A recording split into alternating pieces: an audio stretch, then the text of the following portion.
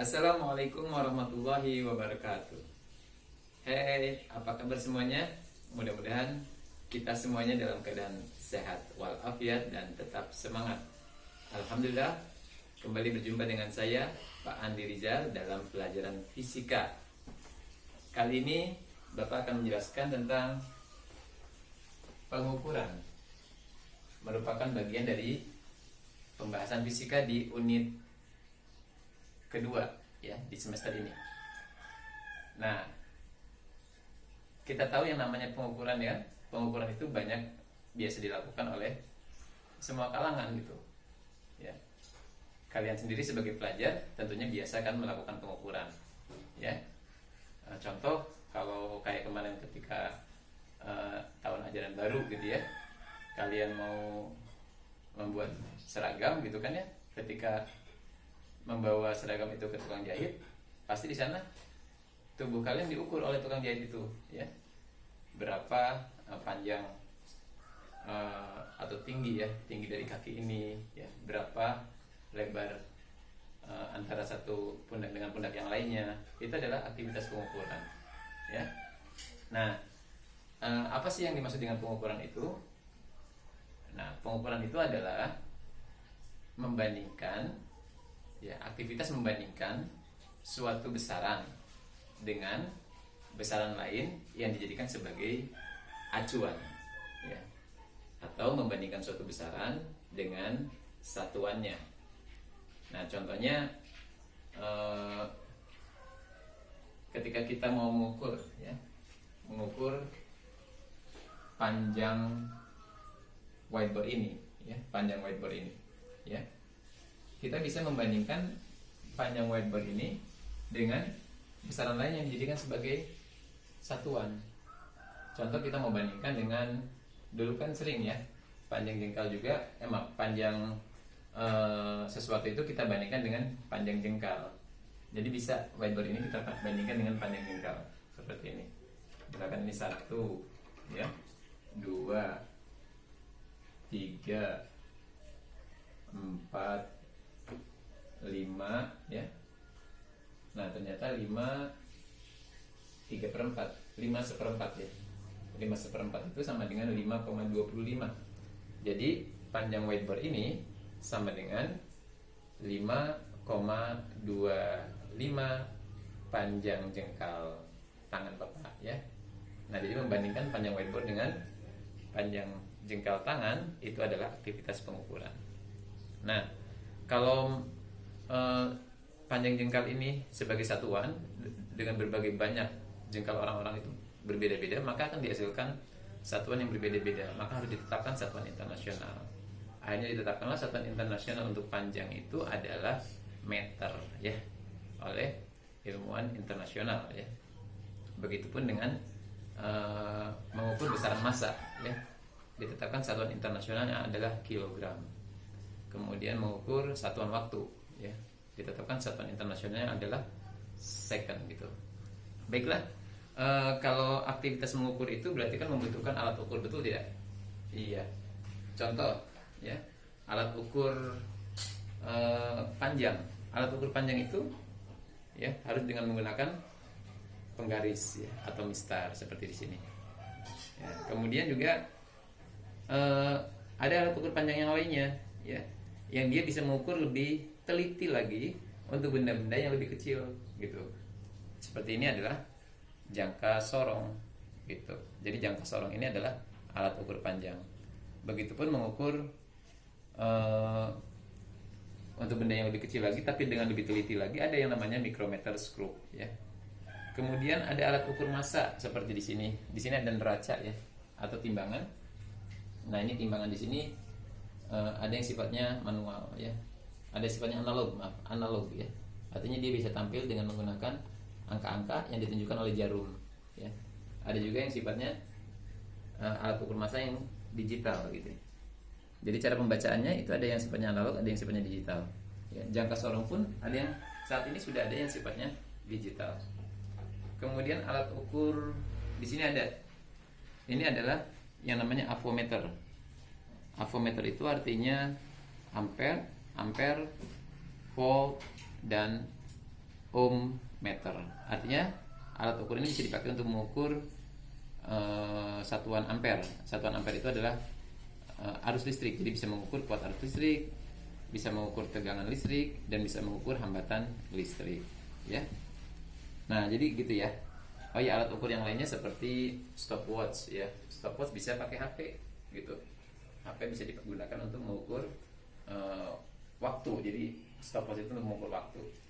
Kemudian juga termometer ya. Termometer itu mengukur apa? Ya, untuk mengukur suhu ya. Kalau kondisi badan panas itu kan ya, ingin diketahui berapa derajat Celcius, maka itu harus menggunakan termometer. Saat ini kan banyak di mana-mana orang-orang suka pakai termometer gun gitu ya. Di situ sudah ditampilkan pembacaan secara digital ya, ketika diarahkan ke dahi kita ya, kemudian ditembakkan, maka akan muncul di situ pembacaan suhu kita, misalkan 36,5 derajat Celcius ya. Nah gitu, karena saat ini kan kalau suhu di atas 38 derajat Celcius itu terkategori panas, dan itu disinyalir sedang tubuh dalam keadaan sakit gitu ya. Baiklah, ini. Nah, aktivitas mengukur itu ya seperti ini ya. Ketika kita fenomena atau objek kajian dalam fisika itu kan benda ya. Benda dan fenomena yang ada di sekitar kita ya, menjadi kajian fisika, dan itu selalu membutuhkan besaran-besaran. Nah, di antara besaran-besarannya akan dicari itu adalah diantaranya dengan melakukan pengukuran. Contoh di sini ya, ini ada buah nanas yang kita ukur ya, dengan menggunakan timbangan ini. Nah, akan terbaca di sini pembacaan berapa massa dari nanas ini. Ya, begitupun kalau kita timbang dengan yang sifatnya digital, di sini akan nampak ya bahwa massa nanas adalah 432 gram ya. Atau kalau dalam kilogram berarti 432 dikali 10 pangkat min 3 kilogram. Jadi 0,432 kilogram. Jadi nanas ini adalah hampir setengah kilogram ya. Oke. Baiklah, yang biasa dilakukan dalam pembahasan unit ini adalah kompetensi dalam melakukan pengukuran menggunakan jangka sorong dan mikrometer skrup. Ya, pengukuran panjang. Bagaimana sih cara melakukan pengukuran panjang itu? Baik, simak ya terus pembahasan ini dengan baik. Baik, kita lihat. Ini sekarang. Bagaimana cara mengukur panjang dengan menggunakan jangka sorong? Nah, ini jangka sorong. Istilah sorong berarti kan geser ya. Jadi di sini ada dua ya, ujung seperti jangka ya. Kemudian satu bagian yang lainnya bisa kita geser. Istilahnya ini adalah geser atau sorong ya. Nah, ini disorong. Nah, maka dikatakan sebagai jangka sorong ya. Nah, gitu. Ada rahang utama yang diam, rahang tetap ya, rahang tetap ini diam, kemudian ada rahang yang bisa digeser. Nah, ini. Nah, yang sebelah kanan ini bisa digeser ya. Nah, gitu ya. Nah, di kedua rahang ini bisa dipakai untuk mengukur, bisa mengukur ketebalan ya, panjang, bisa juga mengukur diameter luar gitu. Nah, kemudian bagian atas ini juga dipakai nih ya, yang seperti tanduk ini dipakai untuk mengukur diameter dalam gitu. Jadi kalau ada silinder itu kan atau ada poros lah, kita sebut sebagai poros ya. Poros itu memiliki diameter luar dan diameter dalam. Diameter luarnya diukur menggunakan rahang ini, kemudian diameter dalamnya diukur menggunakan tanduk pada jangka sorong ini. Kemudian ada juga ini seperti ekor ya di belakang ini. Di belakang ini kita pakai untuk mengukur kedalaman gitu. Nah, gitu ya, kedalaman dari sebuah benda. Nah, ini biasa dipakai di berbagai bidang, diantaranya adalah bidang produksi ya. Ketika membuat komponen-komponen untuk permesinan, maka alat ini sangat sering dipakai dan sangat teliti ya. Sekarang kita contoh penggunaannya ya. Nah, ini kita lihat di sini, anggaplah ini sebuah komponen produksi yang sedang dibuat ya. Nah, untuk menghasilkan diameter luarnya dengan pas, maka kita harus selalu ukur gitu. Harus selalu ukur seperti ini. Nah, ini cara mengukur diameter luarnya berarti kita letakkan ini. Nah, ini kan diameter luar berarti kan panjang garis dari ujung sana ke ujung sini ya. Berapa panjangnya? Maka akan lebih tepat menggunakan jangka sorong ini. Kita jepit. Nah, di sini. Nah, kemudian ini adalah alat penguncinya, bisa kita putar untuk mengunci. Nah, gitu ya. Nah, kalau sudah dikunci, ya kalau misalkan dilepas akan nampak. Nah, pembacanya di sini, ya. Kalau bagian atas ini ada dalam satuan inci, kalau bagian bawah dalam satuan sentimeter, ya. Nah, gitu. Cara membacanya nanti Bapak jelaskan. Nah, sekarang bagaimana untuk mengukur diameter dalam? Ini kan ada ketebalan ya, ketebalan gelas ini. Berarti diameter dalamnya mengukurnya gimana? Kalau mengukur pakai ini agak susah. Nah, pakai gunakan tanduk ini. Nah, contohnya seperti ini. Ya, di sini ada tanduk. Nah, ini. Kita pakai tanduk ini untuk mengukur. Nah, ini kuncinya belum dibuka ya. Nah, buka dulu kuncinya, baru kita pakai. Nah, kemudian tarik. Nah, sampai mentok. Sampai mentok. Nah, sampai mentok, kemudian kita kunci lagi. Nah, kita kunci. Nah, maka di sini nanti akan terbaca. Nah, akan terbaca di sini juga pembacanya. Sama saja cara membacanya. Nah, bagaimana dengan ekor ini? Ekor ini kita pakai untuk mengukur kedalaman. Berapa panjang antara dasar ya gelas ini dengan permukaannya. Ya. Karena bagian bawahnya ini kan ada ketebalan ya. Sehingga kalau kita tarik garis dari sini ke sini kan kita nggak bisa mengukur kedalaman gelas ini terhadap dasarnya. Ya. Maka caranya adalah dengan menggunakan ini. Ya. Kita paskan. Ya, kita panjangkan dulu. Nah, ini. Kemudian kita paskan seperti ini. Nah, kita tekan ke bawah sampai pas. Nah, gitu ya. Nah, ini. Nah, berarti ini kita sudah bisa mengukur kedalaman dari gelas ini. Nanti cara membacanya juga sama. Intinya dari 3 cara pengukuran tadi itu, cara membacanya dari sini semuanya, ya. Nah, cara membacanya adalah apa? Bagaimana? Cara membacanya itu adalah di sini ada yang namanya skala utama, ya, skala utama. Skala utama ini yang diam. Nah, yang bagian bergeser ini namanya skala nonius. Kita tinggal menjumlahkan nilai skala utama dari hasil pengukuran dengan skala noniusnya, skala nonius. Jadi HP atau hasil pengukuran sama dengan skala utama tambah skala nonius. Ya, kita ambil rumus HP sama dengan SU tambah SN. Oke, kita lihat contoh di sini di depan. Ada anggaplah ini sebagai hasil pengukuran dari sebuah benda menggunakan jangka sorong, ya.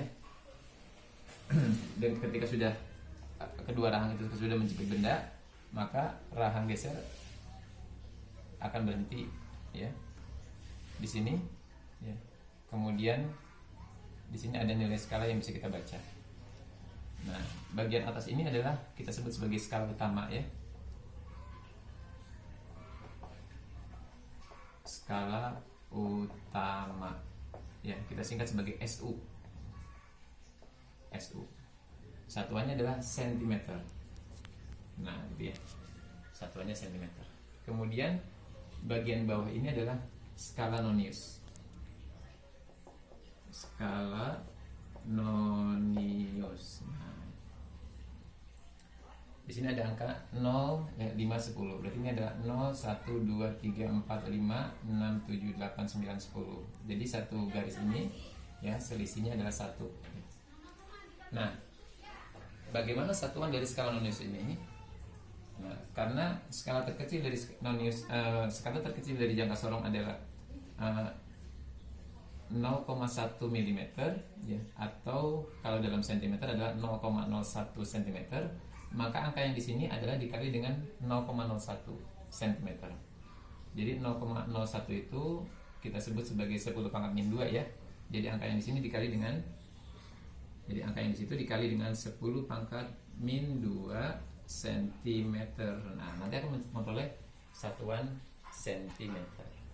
Oke, sekarang kita lakukan pembacaan hasil pengukuran dengan menggunakan jangka sorong ini, ya. Oke. Oke, tadi kan sudah dijelaskan ya, rumusnya adalah hasil pengukuran sama dengan skala utama ditambah skala nonius. Nah, gitu ya. HP sama dengan SU tambah SN, gitu ya. Oke, sekarang kita tulis dulu SU-nya. Dari pembacaan di atas, SU-nya berapa? Nah, SU-nya membaca di atas. Kalau membaca itu kan dari arah kiri ya. Kalau pengukuran itu, ya dari arah kiri. Dari angka yang mulai kecil 0, 1, 2. Nah, ini kita lihat. Nah, ini sudah garis pada skala nonius ini sudah berhenti ya di sini. Jadi skala utama ini ditunjukkan oleh garis 0 ya. Garis 0 pada rahang geser gitu. Nah, ini garis 0 ini. Jadi garis 0 ini menunjukkan nilai ya, menunjukkan nilai dari skala utama. Di mana garis 0 ini berhenti, berarti di atasnya itu skala utama itulah yang kita baca. Nah, garis 0 ini berarti berhenti di sini. Ya, kalau membaca dari kiri 2, 3, berarti berhenti di 3 lebih. 3 lebih berapa? Ya.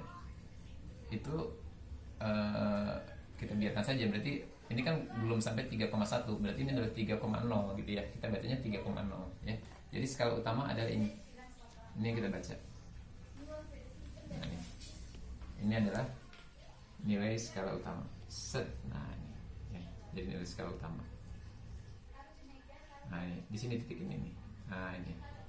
Titik ini menunjukkan nilai skala utama. Kita bacanya tentunya yang atas ya. Berarti 3 lebih 3,0 satuannya cm.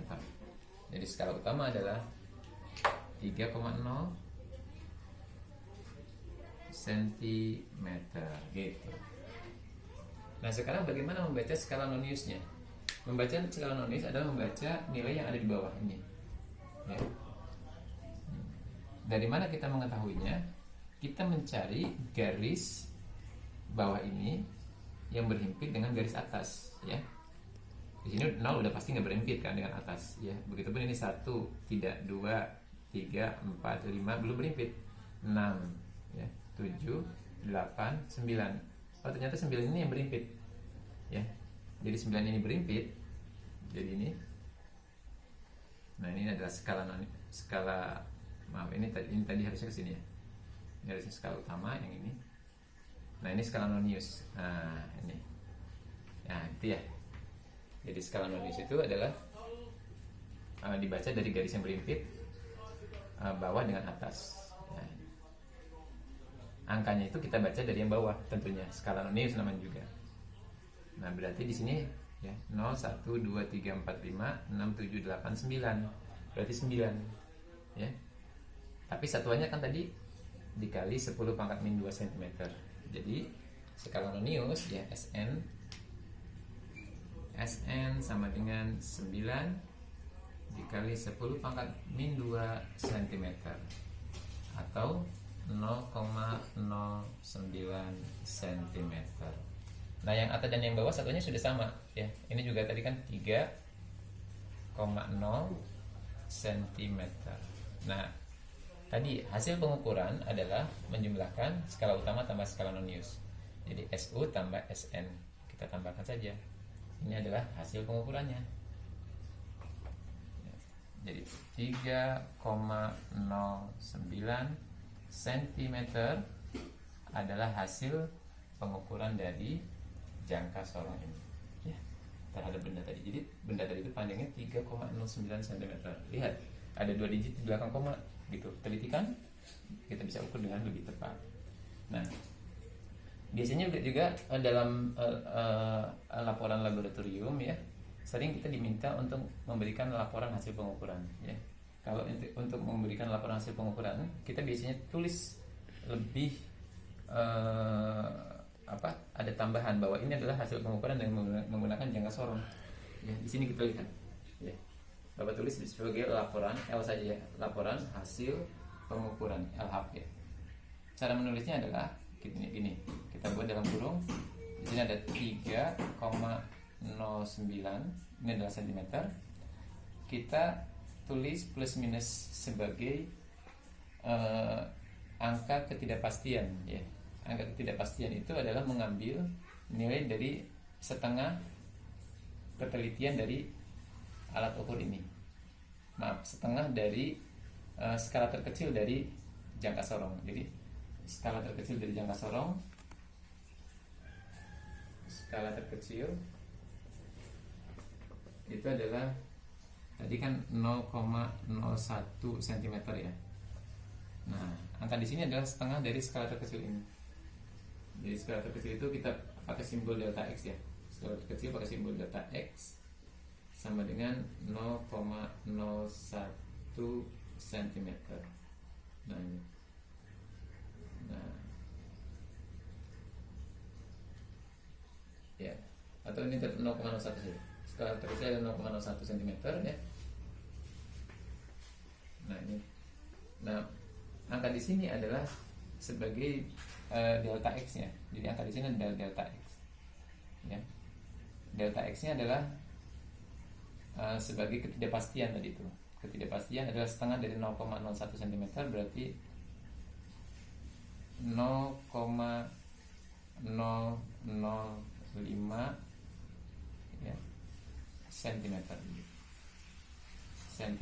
Nah, ini ada 1, 2, 3 digit di belakang koma, maka yang ini pun hasil pengukuran ini kita tambahkan di sini angka 0 sebagai 3 digit di belakang koma. Jadi 3,090 plus minus 0,005 cm. Ini disebut sebagai ketidakpastian ya. Ini yang kita sebut sebagai ketidakpastian. Nah, ini ketidakpastian. Ketidakpastian adalah delta X, yaitu setengah kali skala terkecil 0,01 cm. Nah, jadi hasilnya adalah 0,005. Jadi kalau jangka sorong ini selalu menampilkan angka 0,005 cm. Jadi seperti itu ya. Inilah hasil pengukuran dengan menggunakan jangka sorong. Alhamdulillah. Baik. Alat ukur yang lainnya, alat ukur panjang yang lainnya untuk mengukur benda-benda yang lebih kecil lagi ya. Contoh mengukur ini ada baut yang lebih kecil lagi ya. Baut yang lebih kecil lagi dibandingkan ini kan dia lebih kecil ya. Ya. Dengan menampilkan satuan milimeter ya. Bisa lebih teliti lagi dibandingkan dengan menggunakan jangka sorong. Itu adalah yang disebut dengan micrometer screw. Micrometer screw. Sesuai dengan istilahnya screw, berarti di sini alat ini adalah diputar. Ya. Ada selubung tetap ya. Kemudian ada selubung putar. Nah, selubung putar ini diputar. Kemudian nanti batang ya pada micrometer screw itu akan menggeser ketika diputar searah jarum jam, maka batang itu akan bergeser ke depan sehingga nanti akan menjepit benda yang diukur. Nah, sebaliknya kalau berputar berlawanan arah jarum jam, maka batang itu bergeser ke kanan ya, maka akan membuka alat tersebut. Nah, ketika kita mau mengukur benda, maka kita letakkan benda itu pada batang ya, kedua batang pada micrometer screw tersebut, kemudian kita putar. Nah, ketika sudah berhenti menjepit, maka akan terbaca di sini ya pembacaan dari skala utama dan skala nonius gitu. Ini pun akan berhenti tak gitu. Nah, ini tak berhenti di garis ini. Nah, garis ini sebagai berhenti ya, ujung ini berhenti. Nah, bagaimana cara membaca pengukuran dengan menggunakan micrometer screw ya? Kita lihat di sini ada yang namanya skala utama. Skala utama yang ini. Ini SU ya tadi itu, SU. Nah, satuannya apa? Satuannya adalah milimeter. Nah, gitu. Ya, berbeda ya dengan jangka sorong. Jangka sorong satuannya cm, micrometer screw adalah milimeter. Kemudian skala noniusnya adalah dibaca dari sini nih, ya. Di garis skala nonius yang segaris dengan sumbu utama ini. Nah, ini adalah skala nonius. Skala nonius satuannya apa? Satuannya adalah angka yang di sini dikali dengan skala terkecil. Ya, skala terkecil dari micrometer screw adalah 0,01 cm ya, atau 0,001 mm gitu ya. Kan kalau penggaris itu skala terkecilnya adalah 1 mili ya. Kemudian kalau jangka sorong adalah 0,1 mili ya. Oh ya, kalau mikrometer skru berarti 0,01 mm ya. Jadi dikali dengan 0,01 mm ya. 0,01 itu adalah tadi 10 pangkat min 2 ya, min 2 mm. Nah, kita bisa lihat bedanya dengan jangka sorong. Kalau jangka sorong tadi dikali 10 pangkat min 2 juga, tapi adalah cm. Nah, kalau mikrometer skrup adalah dikali 10 pangkat min 2, tapi dalam satuan milimeter, gitu ya. Nah, bisa kelihatan bedanya. Baik, sekarang berapa hasil pengukuran dengan mikrometer skrup ini? Ya, kita tinggal jumlahkan SU plus SN. SU-nya berapa? Nah, kita lihat. SU-nya berarti baca di sini. Nah, ketika selubung putar ini berhenti, maka ya, bagian depan dari selubung putar ini akan menunjukkan angka yang harus kita baca. Ya, kembali baca dari angka 0 ya. 0, 1, 2. Nah, ini ada strip yang bawah. Ya. Kalau yang atas adalah 0, 1, 2 dan seterusnya, berarti yang bawahnya adalah setengahnya. Ya, berarti ini adalah 0,5. Ketika sudah 1 berarti ini 1,5. Ini 2, berarti ini adalah 2,5. Nah, garis ini berhenti sesudah 2,5. Tapi belum sampai 3 ya, karena 3 enggak kelihatan kan. Berarti ini bacanya adalah 2,5. Satuannya apa? Satuannya adalah milimeter. Nah, gitu. Ngerti ya? Sekarang kita cari skala nonius. Skala nonius sama dengan ini. Cari garis strip-strip ini yang berhimpit dengan sumbu utama. Oh, ternyata di sini berhentinya di sini. Nah, ini segaris dengan sumbu utama. Berarti kita baca dari mulai yang kecil tentunya, ya. Karena ini 20, ini 25, berarti dari sini dari bawah ya. 20, 21, 22, 23, 24, 25. Berarti berhentinya di 24, ya. Jadi ini yang disebut dengan skala utama, ya. Kemudian ini adalah skala nonius, ya. Ini adalah skala nonius. Nah, jadi skala nonius adalah 24. Satuannya adalah dikali dengan 10 pangkat min 2 mm. Jadi 24 kali 10 pangkat min 2 mm sama dengan berapa? 1, 2. Jadi 0,24 mm. Nah, sudah sesuai satuannya. Jadi kita jumlahkan. Ini tadi 2,5 mm ditambah 0,24 mm berarti 2,74 mm. Inilah yang disebut dengan hasil pengukuran jangka mikrometer skrup tadi. Nah, bagaimana LHP-nya? LHP-nya berarti ya, kita tulis 2,74 ya, plus minus ya, dikali dengan maksudnya plus minus dengan ketidakpastiannya. Ketidakpastiannya berarti setengah dari ketelitian. Setengah dari 0,01 adalah 0,005. 0,005. Nah, satuannya berarti milimeter. Ini ada 3 digit di belakang koma.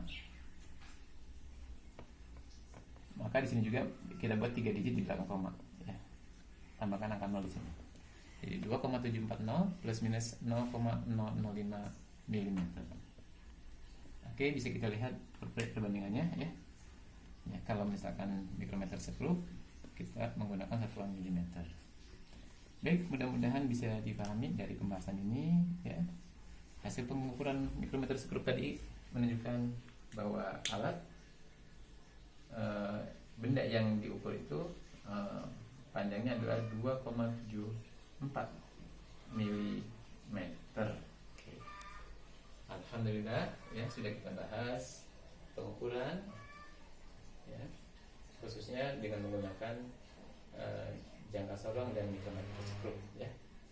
Mudah-mudahan bisa dipahami ya, kompetensi dasar ya, kemampuan membaca alat ukur pada jangka sorong dan mikrometer skru. Bisa difahami di sini? Jelas? Baik, mudah-mudahan antum semuanya bisa mengerti. Baik, terima kasih atas perhatiannya. Sampai ketemu lagi pada pembahasan berikutnya. Oke. Terima kasih. Wassalamualaikum warahmatullahi wabarakatuh.